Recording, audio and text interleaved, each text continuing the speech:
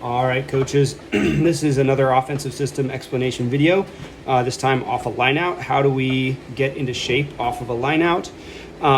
In the high school and in the U14, our main lineout has been the 5-man lineout. I think we should continue that. It's a great lineout option. We can all get good at it. So anyways, that's what I've got here.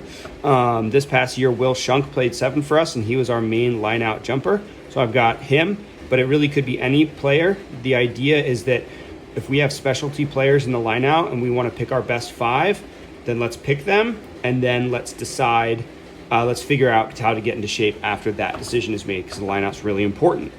So what I've gone with here is obviously our hooker throwing, although it doesn't necessarily need to be, but ideally. We got our 2 props lifting because they're usually on the stronger side.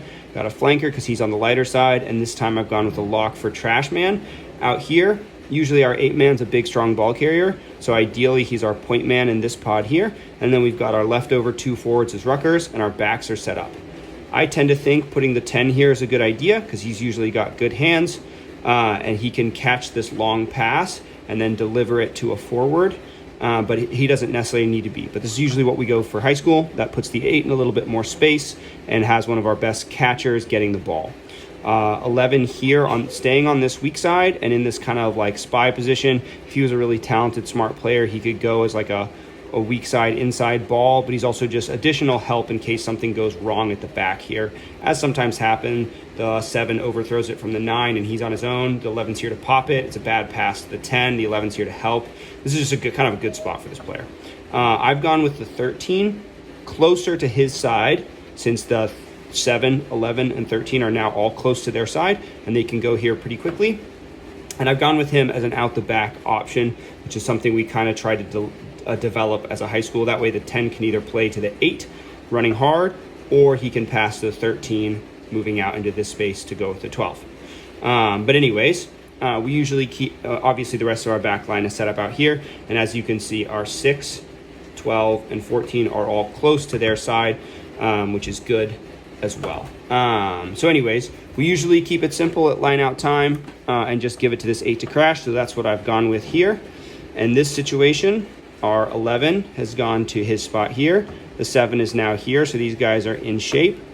The 2, 3, and 5 have shaped as a pod, but they've stayed here because usually what we want to do off this crash pod is have a backline attack. So that's what we're doing here. We got our 10, 13, 12, 15, 14, and this one's kind of a leftover guy. He was in the line out, and he should be with the 4 and the 8 in a pod around here, but these guys are in here right now. He doesn't really have any work to do, so I've had him, if he's a smart player, an obvious thing for him to do is just to come out here and spy out here if something bad happens, or like if the 10 or 13 decide to crash, he can hit that ruck before and then he can get into position if the ball goes wide or something like that. Okay, so this is kind of the general idea for this one. There are a few different things you could do, but that's a good one for him.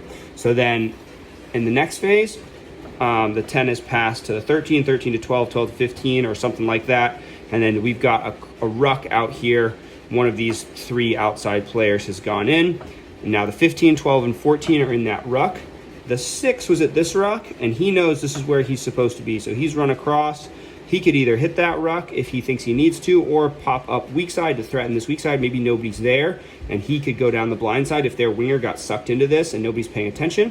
So that's a great place for him to pop up. Now that our 2, 3, and 5, they were here, and they're already in shape and organized, so that I've gone ahead and have them slide across here.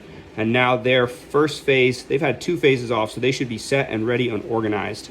And then after this, our 8 and our 4 really just need to stand up and slightly reposition. And then the 1 has decided, okay, he didn't need to go out here, he decided, so he's just gone ahead and joined this pod. And since he was the guy on his feet, he's gone ahead and set point, and the 8 and the 4 have just gone with him. The 13, after passing the ball out wide, is recycled over to his channel, and he's out here. It would not have been the end of the world if he went in with these guys and then ran across after, but in this situation, I've had him pass and then let these guys go and go back to his side. Okay, and now what you can see is our 15's in this ruck, but when he stands up, he'll be free. We've got our 12, 14, 6 are here. Our 2, 5, 3 are here. Our 1, 8, 4 is here. Our 11, 7, and 13 are here. our 9s at the back of the ruck, 10s looking to distribute, 15 when he stands up will decide where to go, and we are in our shape within a couple of phases. So that's an example of what we could do off a 5-man line out and how we could get back into shape.